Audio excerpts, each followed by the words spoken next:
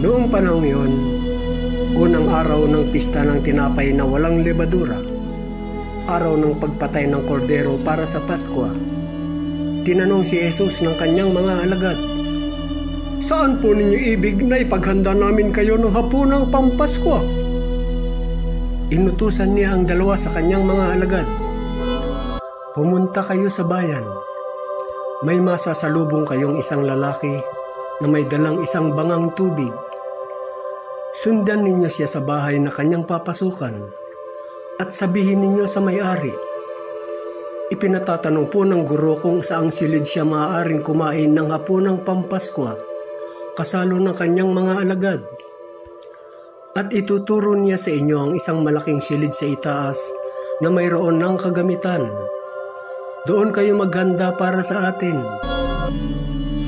Nagtungo sa bayan ang mga alagad at natagpuan nga nila roon ang lahat, gaya ng sinabi niya sa kanila, at inihanda nila ang hapunang Pampasko.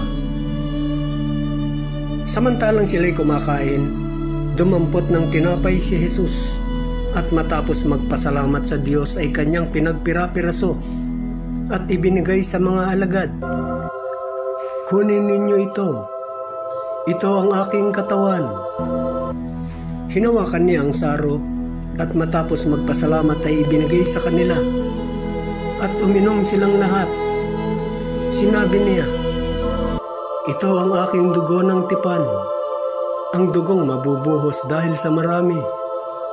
Sinasabi ko sa inyo, hindi na ako iinom ng alak na mula sa ubas, hanggang sa araw na inumin ko ang bagong alak sa kaharian ng Diyos." Umawit sila ng himno at pagkatapos nagtungo sa bundok ng mga Olibo.